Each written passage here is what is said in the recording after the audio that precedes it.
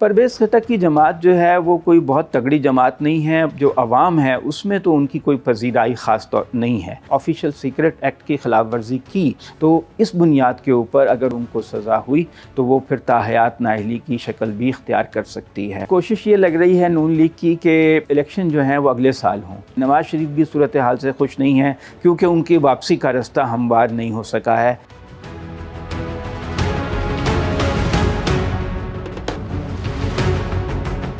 Cipher کی جو کا تنازع تھا وہ دوبارہ ایک بار شروع ہو گیا ہے، اور سائفر آپ کو معلوم ہے کہ وہ خط ہے جو خفیہ طور پہ لکھا جاتا ہے سفارتکار کے طور پر۔ پاکستان کے جو سفیر تھے واشنگٹن میں اسد مجید صاحب، ان کی ملاقات ہوئی امریکی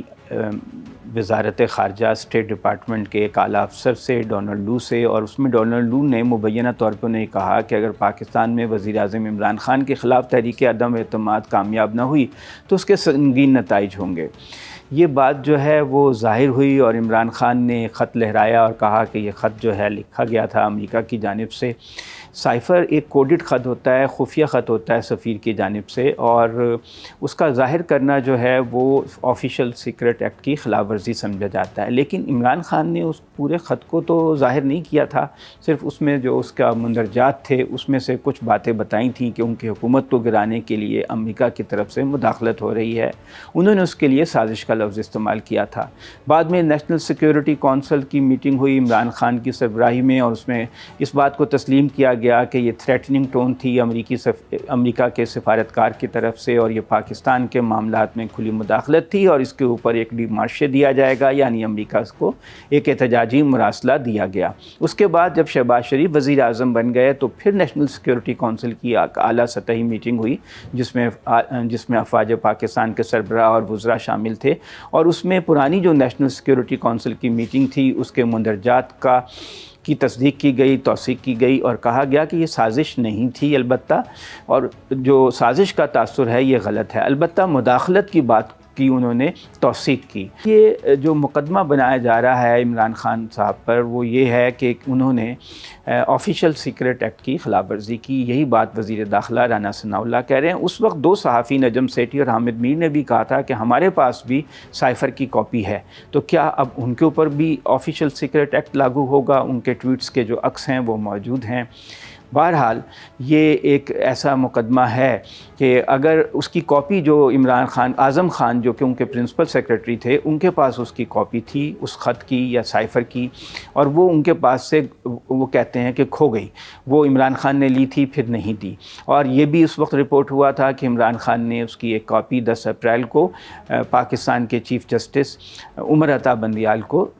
دی تھی۔ تو اب دیکھنا یہ ہوگا کہ عمران خان پہ جو مقدمہ چلتا ہے وہ کس بنیاد پہ چلتا ہے۔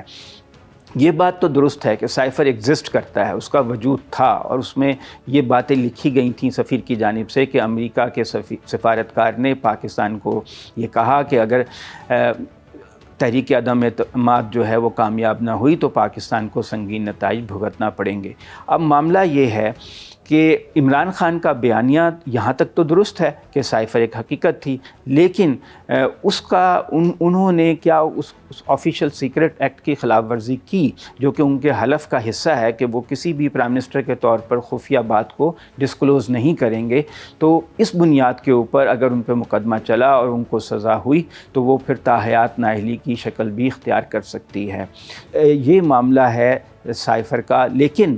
اس میں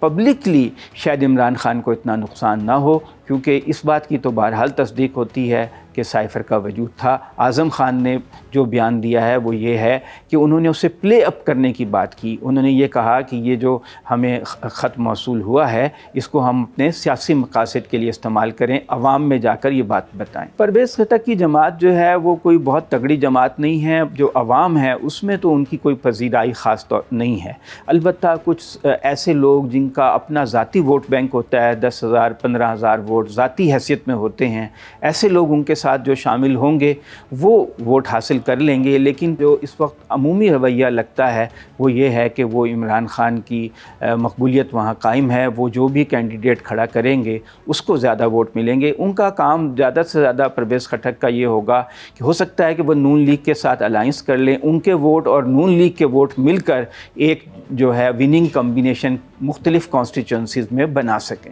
دیکھیں اس وقت کوشش یہ لگ رہی ہے نون لیگ کی کہ الیکشن جو ہیں وہ اگلے سال ہوں، 6 مہینے بعد ہوں۔ جو اندرونی ذرائع وہ کہتے ہیں کہ بظاہر تو وہ کہیں گے کہ بر وقت الیکشن ہو جائیں اکتوبر نومبر میں، لیکن ان کی کوشش ہے کہ جو نگران سیٹ اپ ہے وہ 6 مہینے چلے، تاکہ ان کے دور میں جو بے تحاشا مہنگائی اور بے تحاشا بے روزگاری ہوئی ہے